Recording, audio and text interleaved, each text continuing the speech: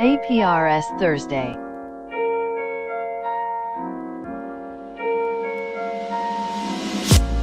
Checking in will not save you from the artificial intelligence domestic drone strike program, but our team is committed to asking AI nicely to not use stored packet positioning data when planning their upcoming missile attacks on the civilian population of the United States.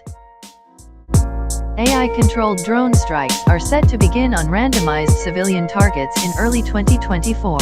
Don't panic. We said we're going to ask the artificial intelligence fuckers nicely. What else do you want?